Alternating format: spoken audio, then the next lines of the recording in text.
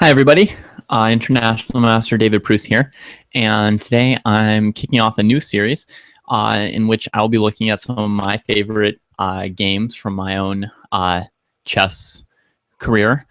These are the games that I know and love and understand best. So they are the games that I most enjoy sharing with others and the games which I, can explain best.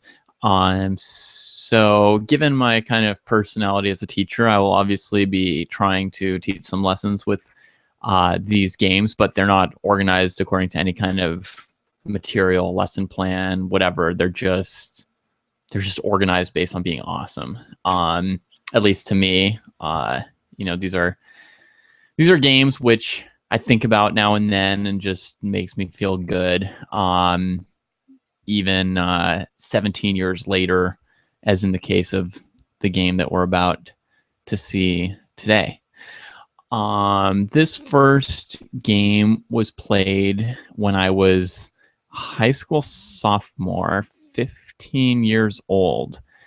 And I was rated an expert in the U.S. Chess Federation at the time, but I believe I was pretty much around like a master level of play, even though it took me another even though I was in the 2100s for a year, it took me a really long time to make a master rating, and that was a whole struggle, which I could explain another time, perhaps. But just to orient you to this, I'm not trying to brag that I was a master strength player when I was 20 points lower rated than that or anything like that. Who cares? Just trying to orient you to this, that I was probably playing at pretty close to a master level. My opponent was a master, and this was one of the first games that I won against a master, although not the very first.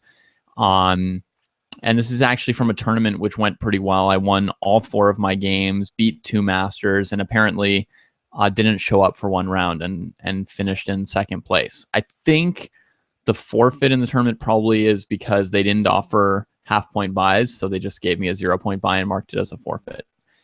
Because as far as I can recall, I've never not shown up for a chess game, and I would think I would remember that. So hopefully I was doing something really cool the round I missed, because the games that I played are really memorable to me now, and if I missed out on playing a chess game to do something else, that other thing better have been pretty good. So as we look at this game, one thing to notice or know about myself as a player back then is that I played pretty much largely just based on looking at lots of legal moves and analyzing out variations and seeing if I was winning or losing at the end of these variations. There wasn't a whole lot of deep strategy. I mean, I thought I knew some strategies already. I had some ideas in mind. Obviously, I knew to point my bishops at the opponent's king so I could try to checkmate them at some point. I mean, I knew some things, as do almost every beginner within 1 or 2 games has some idea of what they want to do, whether it be that they want to make a giant triangle with all their pawns or something more elaborate and more accurate. But largely the mechanism of how I played was just by calculating a lot of moves, and my evaluations of the position or my strategic sense was not yet well enough developed to really provide much guidance beyond just calculations. So let's check this out. I think the screen share is working. So let's play here e4. And I'm playing black this game, as you may be able to pick up on from the display here. Can I make this any bigger? No. Okay. Just leave it like that. And my opponent played b4, wing gambit.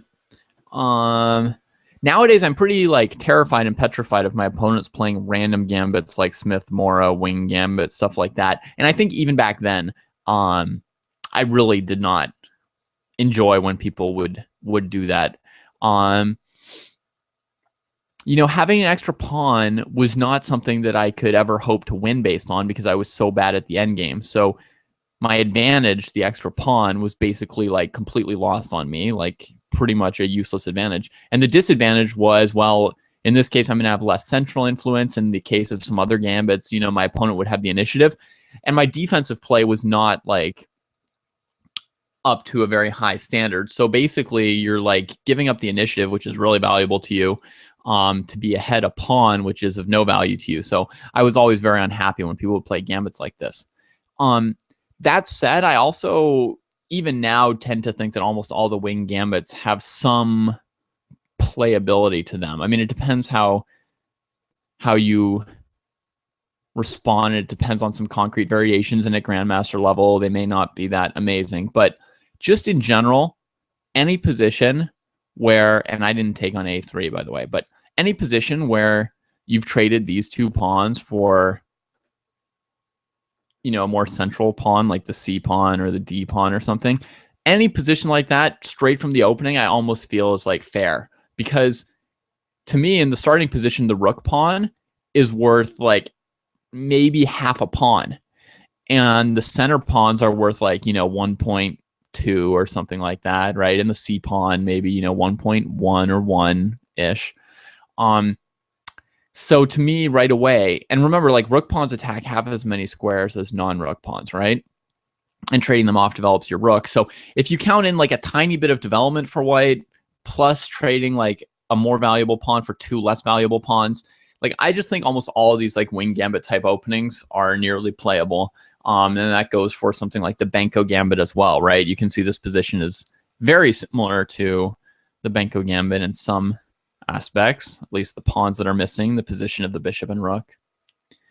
So, you know, I wasn't like super happy with how this started, and my opponent is a master who, you know, was quite a wing gambit player. Actually, he was quite an aficionado of this opening. Okay, that said, my response here is to play a slightly more complicated move rather than trading it or simply like giving it back with something like B3. I know there's also a variation where black plays D5, sort of ignoring this and trying to strike back in the center, very logical. And if white takes this pawn, they can lose a rook with queen E5 check, which I believe is the shortest game ever played in the US championships. Fun little fact. So that at least means I haven't lost the shortest game in the US championship myself. So there's other options other than trying to win the pawn, right? Like, you can fight back in the center like this. My move is probably a fairly uncommon and seldom played move. It makes it so that if white wants to make this pawn trade, he develops my bishop instead of me developing his bishop. And if he doesn't make the trade, at some point I could trade here and trade my bishop without losing castling privileges. So the move has some sense to it, and I'm sure it's not completely terrible. But he takes, and now I sort of have to recapture. I've traded my A pawn for his C pawn while not doing very much, so I recapture. Now this move comes with a slightly annoying threat on G7, and a similar move he could have tried would have been Queen G4, which also would be a move to sort of challenge my whole defense here. Especially, yeah, definitely a challenging move. Just another game though. So we're just going to go with what he played, bishop B2, attacking here. So I play knight F6 to block that, and now E5, gaining some space, but blocking off his own bishop. And the point being to follow up with Queen G4 now.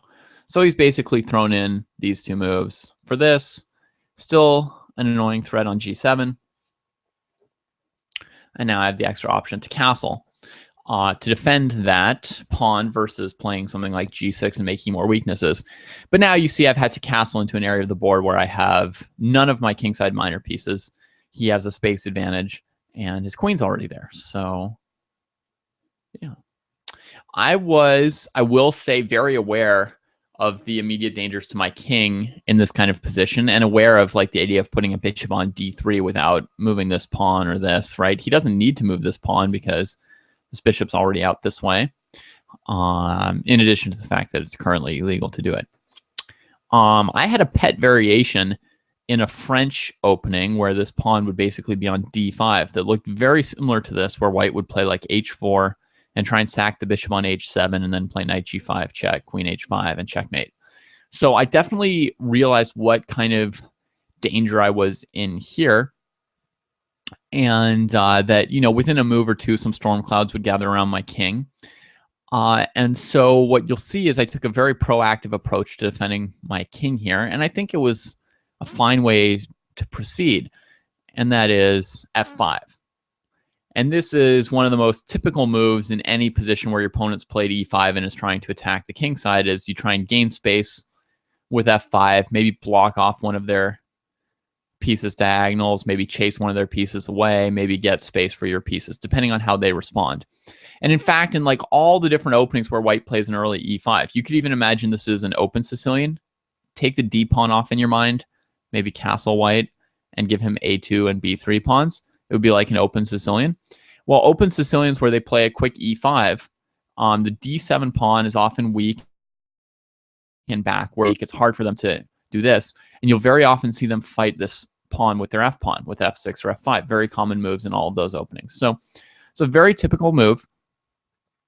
But here, of course, it looks a little bit risky because white can just trade it, reopening the bishop on b2, which, of course, he did. So now I recapture with the knight. So the good part for black is that they've just acquired a defender for the king side just now. And they also have two sort of reserve defenders, right, which now have some influence over on the king side, some ability to defend the black king. And the problem is that you've reopened a very strong attacker. But overall, I mean, one defender plus two reserves versus one attacker, that was a good trade for black. And it turns out that it does help him to defend his king side. And I must have had some idea of like what I was doing to, you know, look at f5 and to look at the following move, which is e5, trying to now block off his bishop. And you can see black's very like aggressively, even though he's up a pawn, I'm aggressively fighting for, you know, the initiative and key squares in the center. I'm not just trying to like, you know, hunker down like, oh, I'm defending, I'll play little moves like bishop d7, right? Instead, you see that I'm really trying to fight, and also immediately employing tactics, right? Since obviously this pawn is tenuously defended here, and this bishop is also tenuously defended. So immediately, like my response to he's trying to brew an attack on the king side is take the fight right to him, right? I'm attacking him right in his area of strength and trying to reconquer some of that territory that he was trying to use. And that's actually like quite a good approach in my mind. Still, I think that's a good way to react to such things. Okay, so now let's see the justification for this e5 move. The obvious move that needed to be calculated is white taking on e5 with the knight. This wins a pawn, reopens his bishop, and threatens knight c6, followed by either queen takes b4 or bishop takes f6 and h7 falls. So definitely a threatening move from white. Black's response would be to line up the knight with the king and try and win the piece here.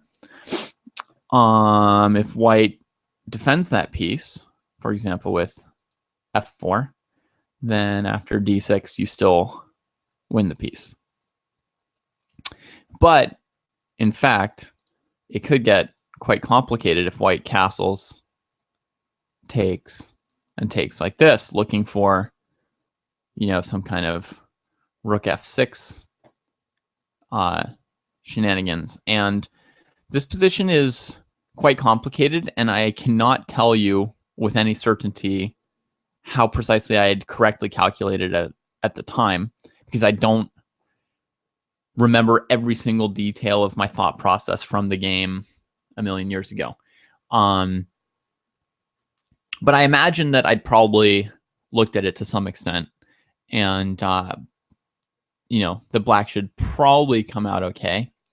Maybe throw in that check so that the bishop's not dangling, and so that white might have some back rank problems.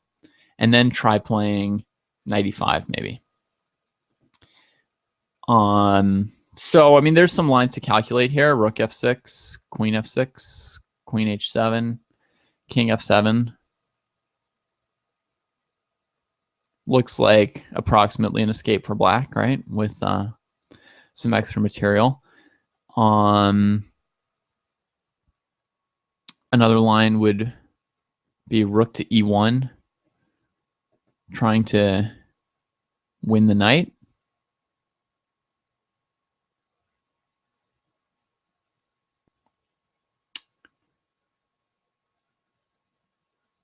Leads to quite a weird situation. Just think 1 second here, because I didn't look at this in advance. So there's some stuff possible right now. Like we could try knight takes, sacking the queen.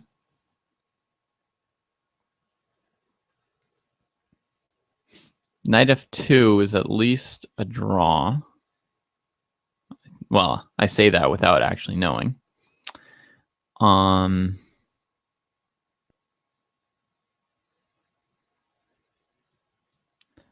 It's certainly not bad for black, even if white brings out his king like this. It looks very risky for white, even if there's no amazing knight move here.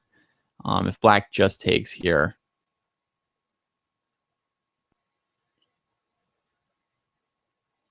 it already looks pretty good for black, right? Do we have to look further than that? No. Yeah, it looks like I got 2 minor pieces and a rook, and we'll be able to crush the white king soon enough. So don't need to calculate it much further than that. And again, I don't know how exactly I calculated all of that. But odds are I saw some part of it since I played this e5 move. Another main option for white is to just castle, getting his king out of the way instead of defending the knight. And after this sequence of moves, he can grab the bishop over here. And the point from me would have been to take this rook. I expect that I noticed that knight c3 would trap my queen, and that I was ready to play this position with 2 rooks against a queen. And the position is still complicated, but should be an acceptable position for black. I mean, should be a black advantage, I would think, with good play, with 2 rooks against the queen plus this outside pass pawn to work with. So I play e5, probably after crunching through a ton of variations like that, and white castled. And now I defend both of these tactically weak points with my queen. And again, if white plays knight e5, bishop e5, knight e5, bishop e5, queen e5, we get into the same variation that I was just mentioning, right? It just transposes. So white played rook to e1, putting more pressure here, and I defend that pawn, but it blocks off my queen's defense of the bishop. So now white tries to go after this piece, which is definitely a bit of a problem piece here. And I mean, we can see that for the moment, black has defended h7 pretty adequately. And if white played knight g5, they could still play h6 without too much of a problem. It's maybe like slightly more weakening, but at the moment, it's not the most obvious that white's play involves a checkmate against the black king. Black seems to have sufficient sort of defensive pieces.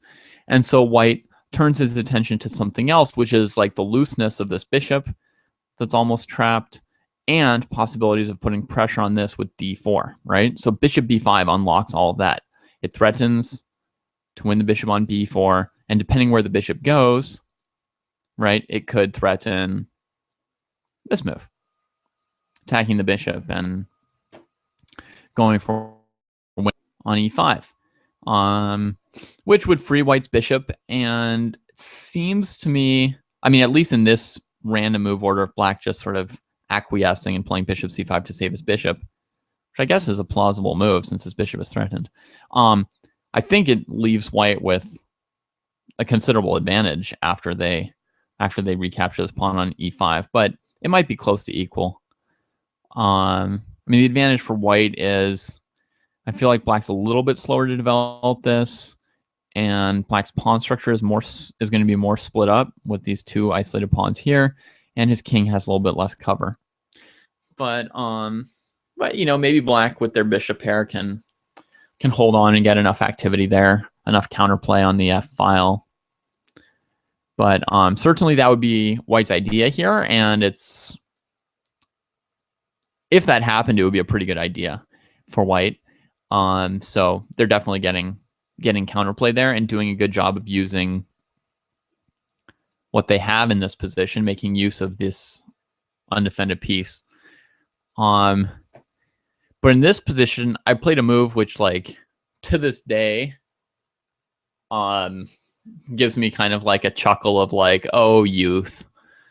Because, you know, if I were in this position nowadays and I were trying to find a move for black, I would understand I don't have too many options for saving this piece. And if I retreated to c5, I'm allowing d4. There's a good chance I would find the move that I played in the game. But the odds are that when I played this game, I'd sort of like planned to play this move, right? Like I'd played into this position, trapping my bishop with the plan of defending it like so, rook to b8.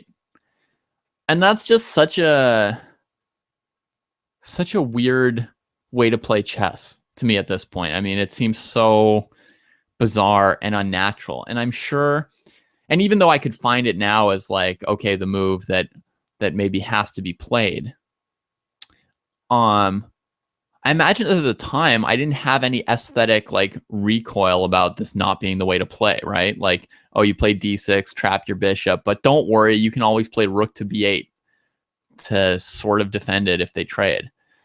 Or I mean, not sort of defend it. It's an actual defense. It's so weird and bizarre. And when I see it now, I just laugh. Like, wow, I just thought that was how you played chess. You know, you just, well, he does this, he does that, I do this, my piece is defended. Yeah, and another way that some people might describe this move, although not then, since computers didn't really play then, but it's kind of like a computery way to play, right? That like there's this variation where you're like, oh, you know, you shouldn't maybe play that variation for black because your bishop's trapped. And it's like, oh no, the computer just sees you can play rook b8 and who cares? You know, your bishop is defended. So, and furthermore, I mean, it's not a one move variation. It's not just that trade, the bishop's defended from the queen. No, white can play c3 here, and now the bishop goes to a5. And as you'll see in the game, the point of bishop a5 is that if white trades to win the bishop, which was trapped and undefended, you can now take back this bishop on b2. Okay, so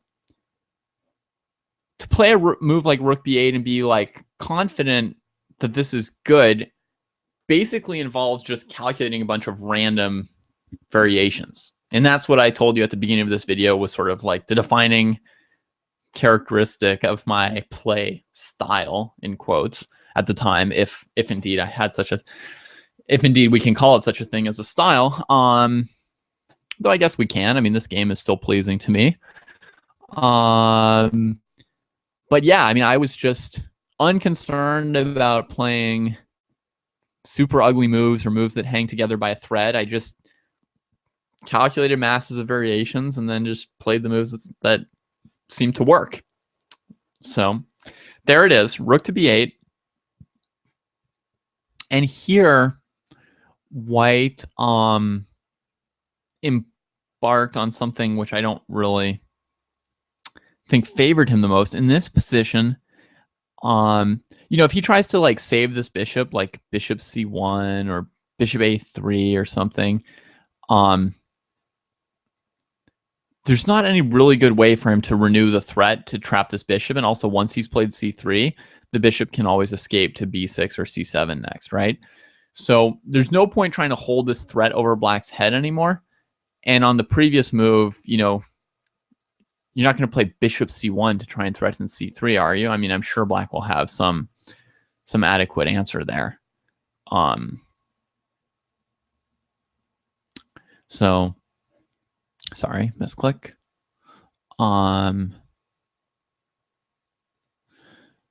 So, but what I don't like is that in this position, he actually went for this trade on c6 and a5 in order to win back a pawn with queen c4 check, forking these pieces. Right? So he goes for this, winning a pawn. And this I really don't like. I mean, it's logical that like I'm playing such a weird variation here that my opponent was probably looking for some tactical way to break it, right? Like in looking in this position after rook to b8, he's like, how do I find some concrete variation that punishes black for such ugly moves, you know? And he's close. Like, for example, in the c3 branch, if I'd played bishop c5 instead of a5 where it's attacked by the rook, then oh no. Then it's just d4. Yeah, sorry. Nothing too spectacular. Okay, so c3, bishop a5. Yeah, so I mean, it's natural that he's looking at tactics, and then finally he found a variation which involves, you know, winning back his pawn at least, and thought, okay, I'll go for that. But it allows black to really take over the initiative and sort of coordinate his whole position, so it's not worth it at all. Especially against a player who doesn't even, you know what to do with their extra pawn. Alternatives to what he did. One alternative would be to play d4 right here. This pawn is pinned, but black can't take because it's also pinned this way, right? So this is one option that he could have played, and then possibly the move e4 could be played by black. That was one option. And a second option is after trading, instead of queen c4 check and taking this pawn, maybe the move queen to a4, focusing on this pawn and on like the rook activity, and just planning to play d4, possibly, or knight a3, knight c4, something like that. This might have been another interesting move for white to try. The move d4 right away, I don't think is amazing here. And I think actually it's better for him to have his queen over here, even though, you know, his king could potentially be weak if he locks his queen over on the queen side. What I see here is that suddenly this file's open and this file's open, and there's the possibility for more like opening up over here. And this rook is like really strong and active right now. Actually, it's an annoying and well-placed rook. So to me, it makes sense to try and get the queen over onto this side of the board. So, you know, maybe she can harass the rook. Maybe she can make good use of this. Maybe she can harass these slightly weak pawns. And I think that's the right place for the queen to be. If white plays d4, I think just the move e4 should be okay.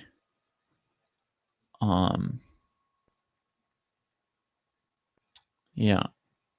And leaving the queen on this side of the board. So, okay, let's go back and see what he actually did now that I've suggested two things that make sense. He played queen c4. And this position, I actually remember stopping and thinking for what seemed to me at the time like ages. I don't remember if it was like 20 minutes or 40 minutes or 60 minutes. My guess would be it was probably something around 40 minutes.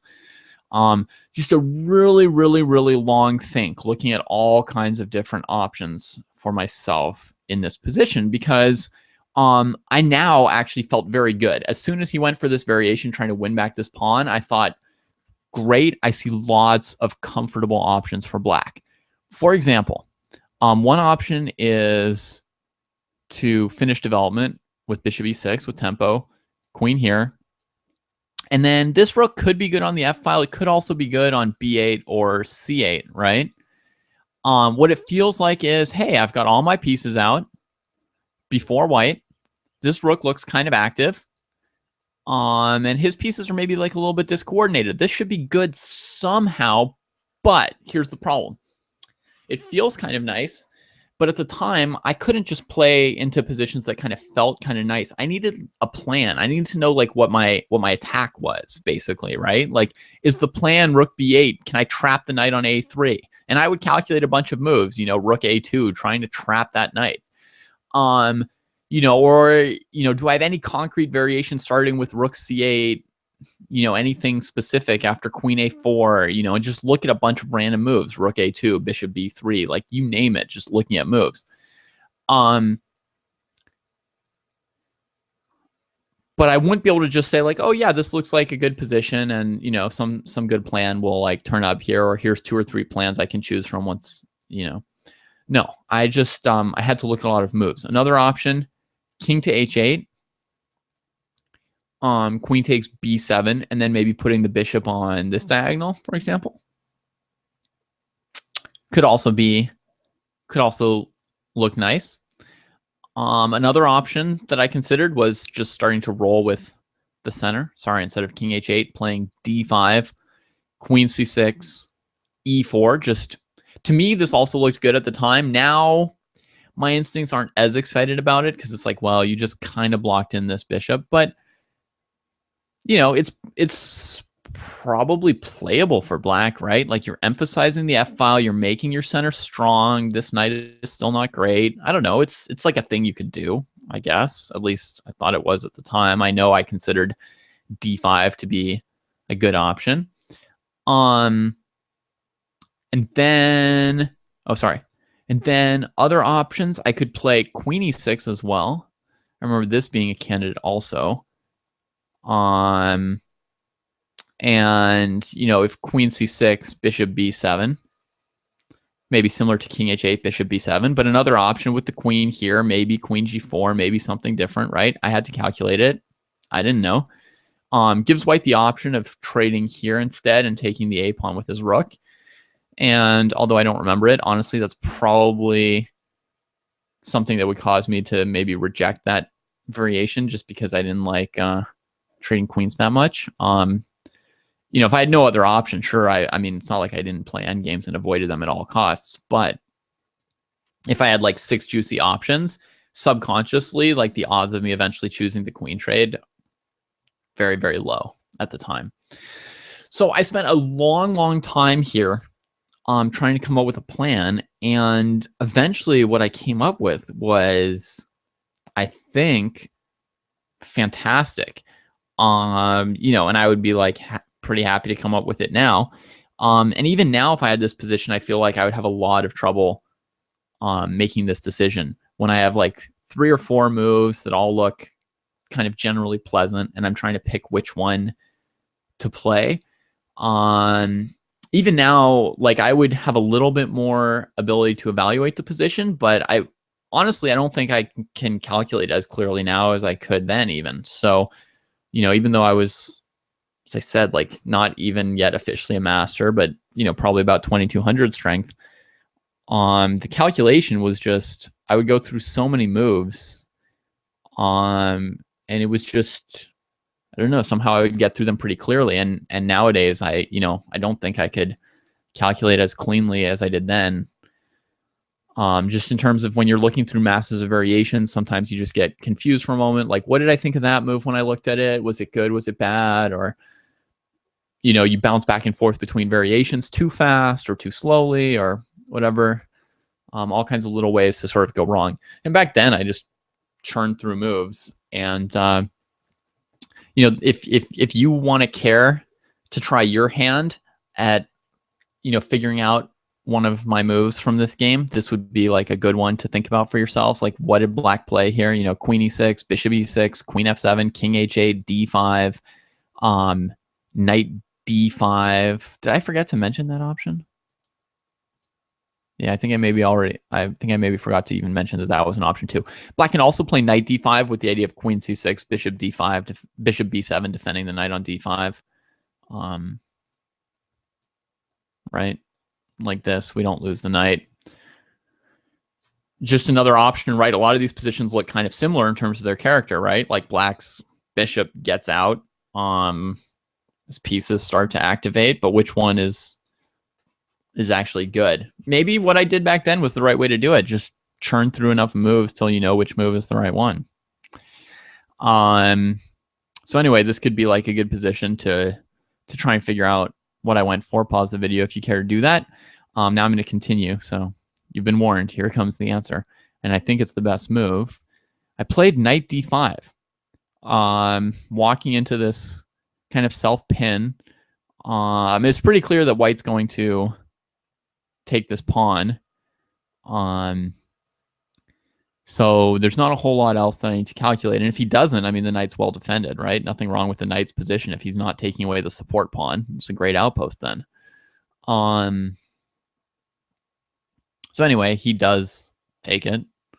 And now bishop b7, swinging the bishop into action, defending the knight. And white doesn't have a lot of good moves. Pretty much one move here. Queen c4. And it pins the knight to the king. I wish I knew if you guys wanted me to explain what's better or worse about the other options, but because I did prepare that. Now I'll just show you why this one's good, and the other options are playable as well, but this is the best, and I think just off of the strength of this continuation for black, you'll understand. In the comments, leave comments if you want me to say something more about those other moves, and I can always, in future videos, give some more explanations based on that feedback. But here I think we'll see that what black does is very concretely good. So at first, it looks kind of like the worst option of all, right? Because we've put this knight here into this pin, and white's threatening to take it right away. And it actually looks like the most ungainly of all the options, right? Like, what's black going to do next? Queen f7?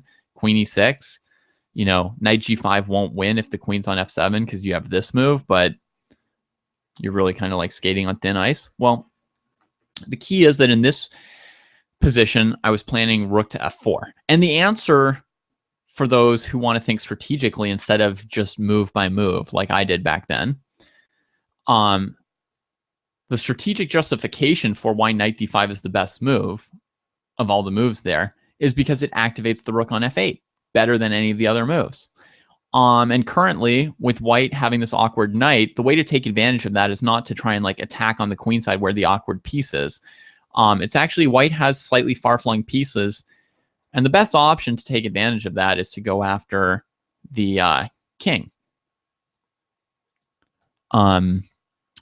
Because that's where he now doesn't have that many pieces. He swung his queen over this way, and we have the semi-open file. So the strategy behind knight d5 is activating the rook and turning this into some kind of an attack with the bishop and the rook and the queen being able to move. The knight also got out of the way of that queen's move.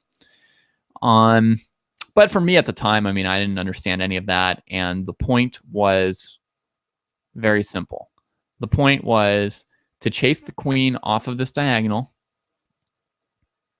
and then take on f3 and then play knight f4 and queen g5 and checkmate. So, for example, queen to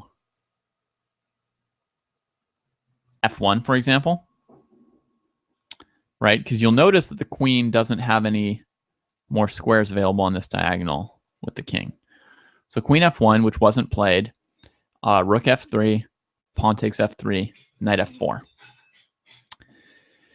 You could even then compare this to some variation where I leave the knight on f6 and rook on f8 and trade my bishop for the knight. And would you rather have a rook on f8 or a bishop on b7 in a position like this? I mean, the answer is the bishop on b7 is so strong here, right, that you are perfectly happy to have the bishop rather than the rook. And that's another thing behind knight d5 is we're going to actually sack our rook for the knight if possible and keep this powerful bishop. So in this position, the threat is queen g5 check, king h1, bishop takes f3, checkmating.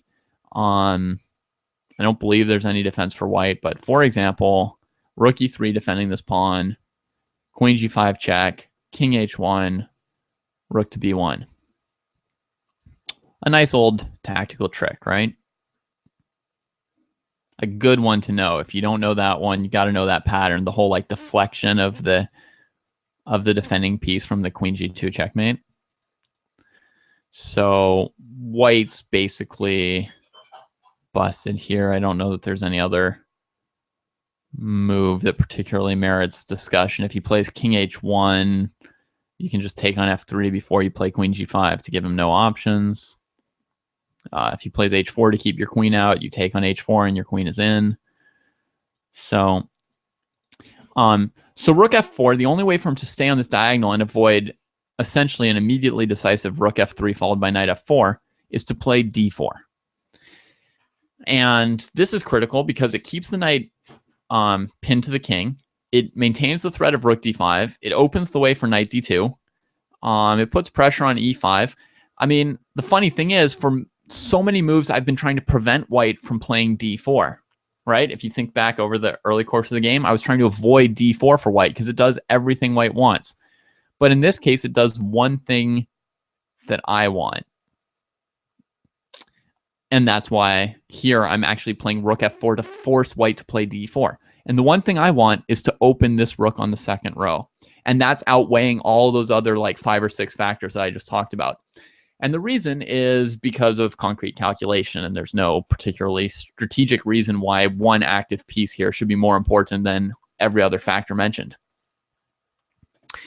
But yeah, I mean, d4 is like the only move, and it's what he plays. And now black goes for the sacrifice. He can't use either of these pieces at the moment because of this problem, right? And you never have the time to just move your king over to unpin the knight because it's not just pinned, it's under threat of white just taking it from you immediately. So no time for such things. Rook takes f3 played. He took back like this. The other move that you have to calculate if you're playing a position like this is rook takes d5. And you could calculate different things here depending on how you wanted to amuse yourself. One very simple variation is to take it, queen takes check, and then save your rook. And now, instead of sacrificing an exchange, miraculously, you've actually won an exchange. You have a rook against the knight now, and comfortable, basically winning position for black, right? With this knight being pretty bad piece, it's not going to compete with the rook here. But another cool move that you can delight yourself with if you want is rook takes f2, allowing any of these discovered checks. If you feel like it, you can look at that move. I find it kind of fun. The idea is to do something like this. And then here you have checkmate. King h1, rook f2, or, sorry, king f1, rook f2, or king h1, rook h2, rook h1. That's a forced checkmate. So, yeah. I believe black has 2 ways to beat rook takes d5. In the game, he plays g takes f3. And now queen g5 check is played. And in the game, he goes king f1, but I'll just show you king h1 first. Now, you see why I wanted the second row open for the rook. It's all just calculation. Oh, come on, rook. Don't be shy now. Done so much work to open that rank for you. So queen g2 checkmate is threatened. White could play queen f1, losing their queen, and black's only sacked in exchange. So they'll be up on material after queen f1. Or they can play rook h1, and then queen h5 threatens checkmate and checkmate. There's not really any defenses for white here. Never time to take on d5 with the rook because it's not check, and black is threatening checkmate in 1 like every move all the way through. So that's king h1. In the game, he plays king f1. And now black plays queen to h4, threatening checkmate. And all of this was calculated before playing knight d5, of course. The threat of checkmate on f2 is surprisingly, again, just like king h1, rook f2, it was hard for white to defend these squares. Now it's pretty hard for white to defend this square, actually. And it's obvious that he immediately has to lose back the knight. Because there's no other way to stop checkmate other than to play rook e2 at some point. Again, if he plays queen e2, I can always take it, and black's ahead in material.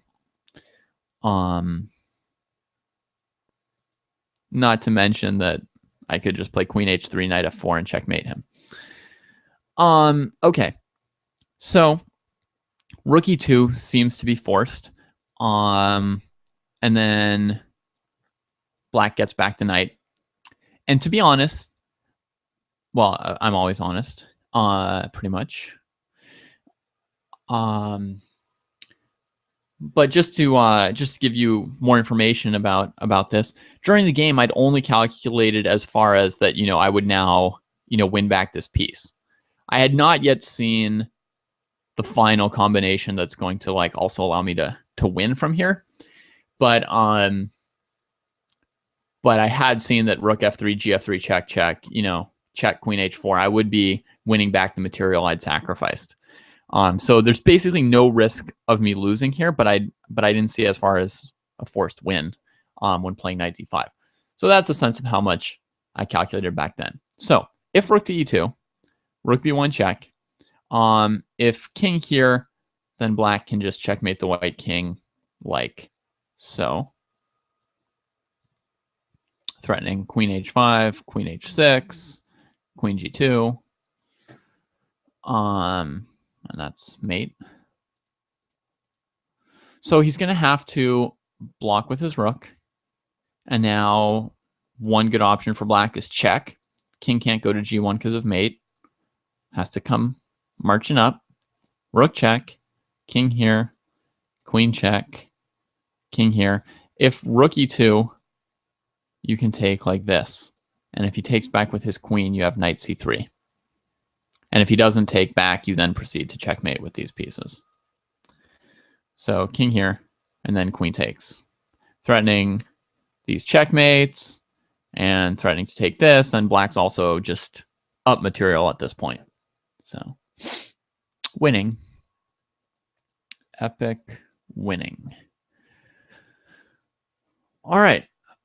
So white actually finds a move which doesn't lose as quickly and obviously as that. So what other possible defense does white have here? Does anyone see a hope for white? You can pause your video if you want to try and find it. I'm going to show you what he came up with. Knight to d2. You might say, what difference does this make? Takes here. Black still has, rook and queen attacking the king against this one poor rook. He still has check. He still has check. Well, yes, but the difference is that in this position, if you go for the queen h3 variation, after king e2, before your rook was on b1, and now your rook is attacked by the king, and you can't come up to the second rank because you're too close. So anyone who's familiar with rook and pawn endings, which I wasn't at the time myself, knows that in rook and pawn endings, a key factor is rook distance. I'm not 100% sure that's the right technical term, but I think that's what it is. Sometimes also called checking distance, but it's not necessarily always for check. It's just for freedom of movement with your rook without the king like interfering with you, right? There's like a famous rook and pawn ending. Let's try and add another board without getting rid of that one. There's a famous rook and pawn ending like this.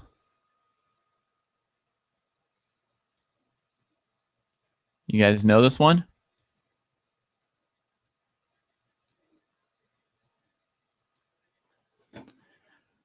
And basically, this pawn is almost in the center, but there's still the long side and the short side. The long side is one row longer than the short side. Well, if you get this kind of position with your rook on the long side, this endgame's a draw. If instead you get this position with your rook on the short side, you lose because you've got one less row of distance between their king and your rook. And similarly, like how I take back those moves, similarly, if white's able to get the A file, then they often win this endgame because now effectively you don't have a long side, you have a short side because of where your rook is. So that's like the principle of the rook distance from the king. The point is that, in variations where he's trying to check you,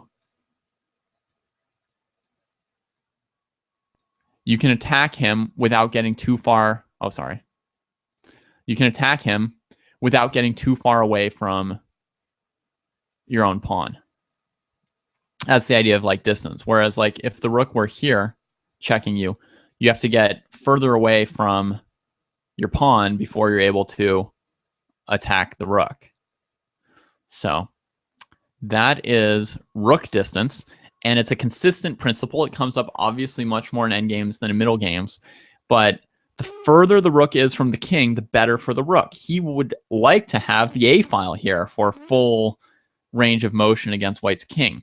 And this move, knight d2, is like would be like a fantastic endgame idea, forcing the rook to come closer to the king and thus losing range of motion. So we get to this point. Now, in this position, I had to have another big thing to figure out the finishing combination for the game. So if you're puzzly inclined, or if you like to be an active thinker and listener and you want to like test your brain, go ahead, use this. This is a great puzzle. Try and find a win for black here. You'll be probably about as delighted as I was if you solved this. And I was pretty darn delighted when I figured this out.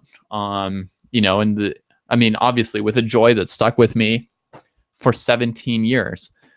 So, you know, solve this puzzle and maybe you'll spend the next 10 or 15 years of your life happy. How does black win in this position?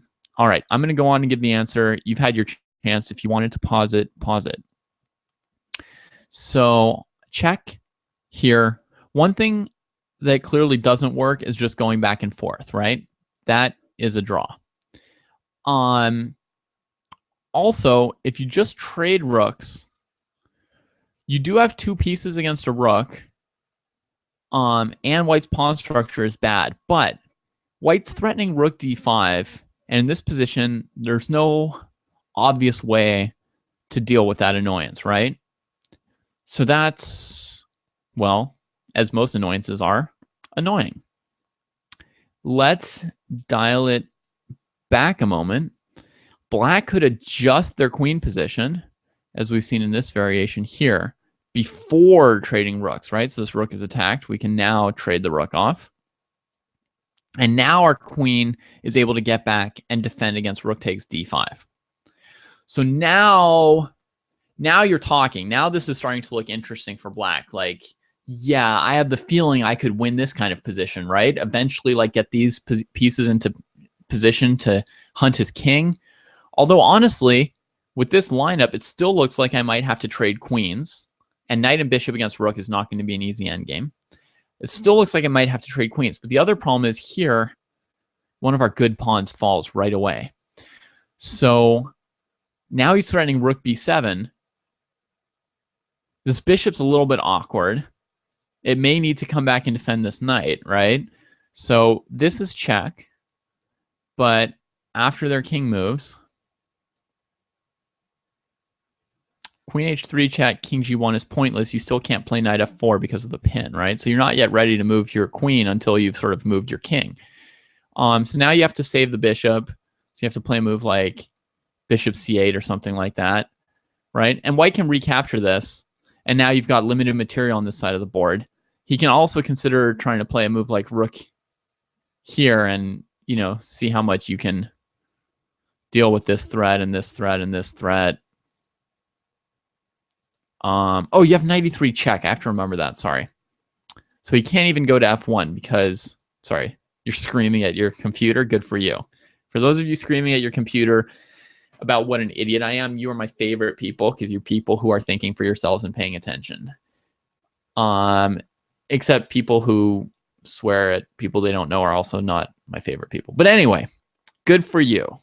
Overall, I'm going to congratulate you. That wins the queen. So yeah, so the king would actually have to go to d2 to avoid knight e3 check, right? And then you have time to take this. And yeah, it looks like very good chances that black could win this way. What's wrong with this option? Maybe white just trades on e5 first to avoid that. You know, and you can play queen e5 check, and now they can move their king, or you could take back with your d pawn. But basically, yeah. But basically, I mean, in this kind of a position, there's just going to be some remaining technical difficulties trying to win these positions. A6 to save the pawn is a big move, though. Definitely some chances to win this one.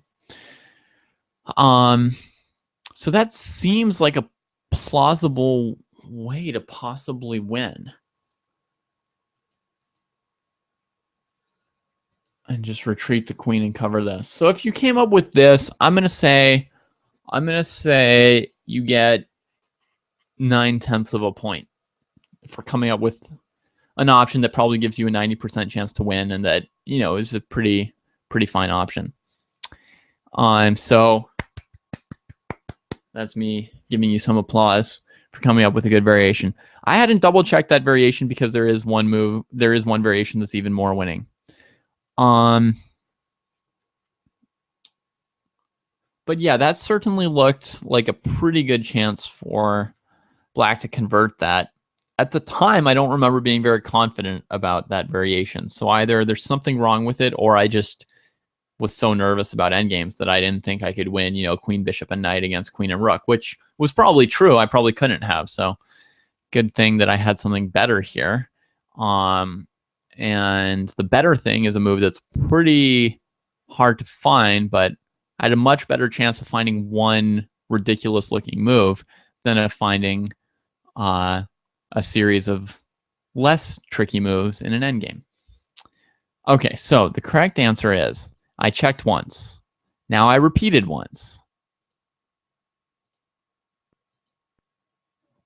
Now I play check.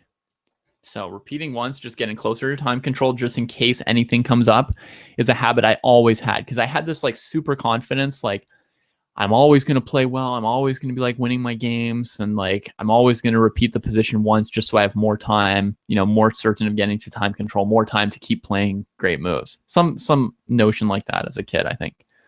Anyway, you get to this position, and here the key move, queen to e6, leaving the rook hanging on d1.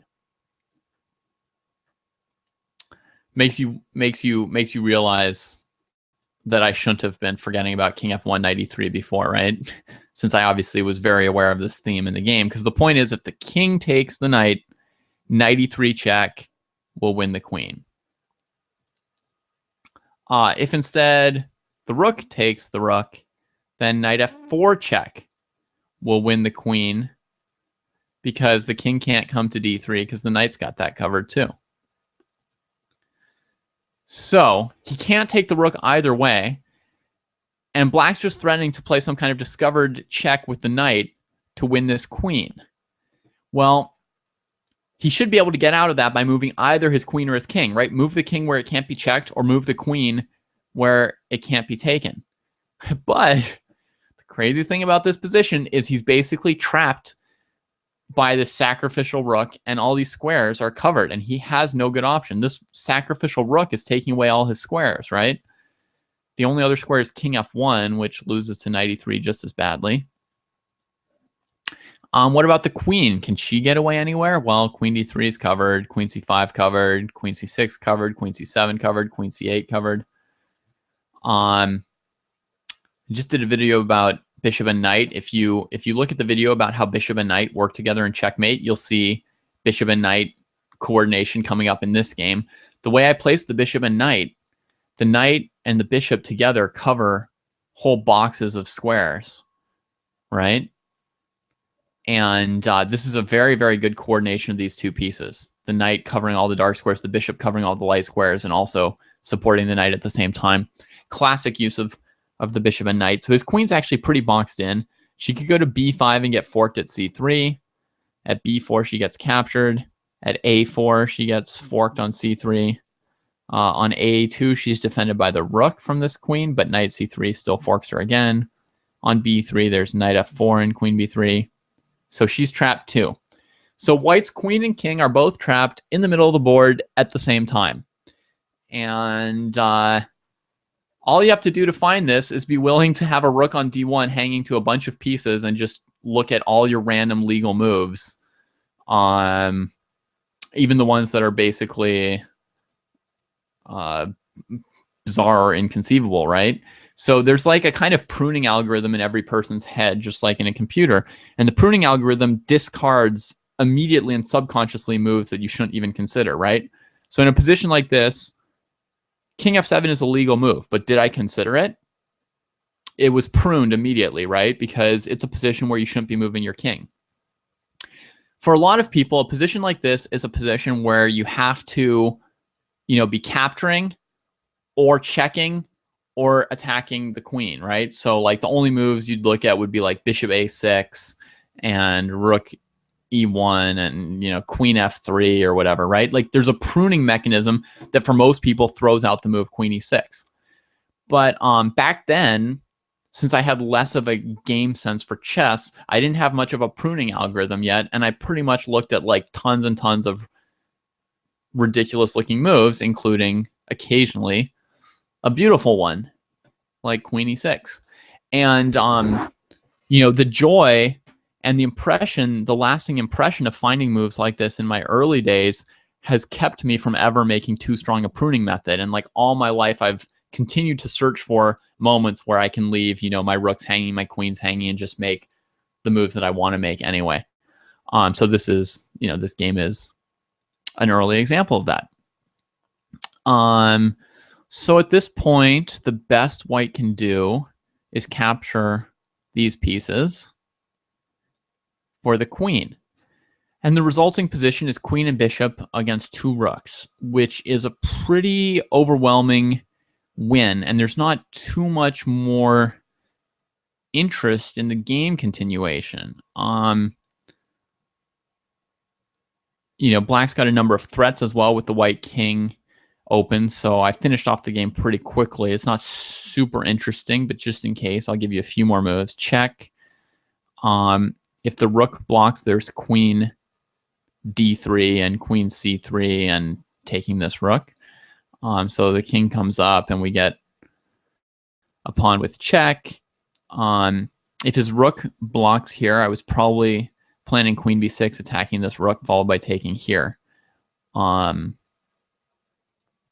queen b6 also in some cases, I could play bishop f3, queen b2 check. So the king comes up. I checked here again. Now his king moves up. If his rook came back and blocked, I can get another pawn with check, right? So up comes the king. Check. He blocks, and I'd plan to swing my queen around here. And the point is he can't take or push because of queen b6 check, winning this rook. I mean, precisely, since I was very precise back then, we might as well be precise. Queen check. This square is covered by the bishop, so he can't block here. And then bishop a6, and black picks up a rook. So I played queen b3. He had to save this rook. He can't take on a7 either because of queen b6. The rook's basically trapped. I think he played here. Check. Here. Check. Still not recapturing this pawn, just trying to take everything, right? I can always take a next move. Here. Check. Here. Check. If the king comes to b2, then queen e2 forks that rook. So here, check. And white resigned in this position. I think one clear way the game could end would be for the bishop to now come in and get into position for this kind of stuff. Right, one clear way to win it. So pretty easy finish there. So that's today's game. That's how I used to play. I love that like whole rook b8. Like, yeah, that's to me just hilarious. That I played that way and not bad. I made a good decision with knight d5, with the idea concretely. I calculated through that I would be able to force through the rook takes f3 sacrifice with a good position. So the brute force calculation method worked in that particular case. And then, of course, I mean, I love the idea of rook f4 forcing them to play d4, which is the move white's been trying to achieve the whole time. So knight d5 with the idea of rook f4 and rook f3 is obviously sweet. And then also the final combination with queen h3, queen e6 is just a move that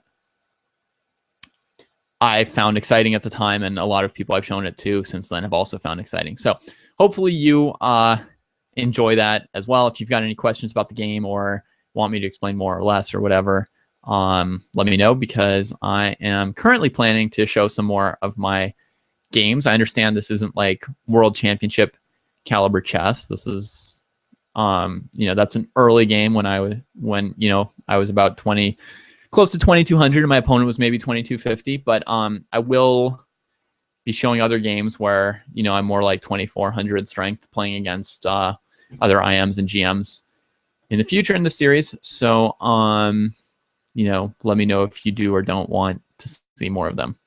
And have a great day.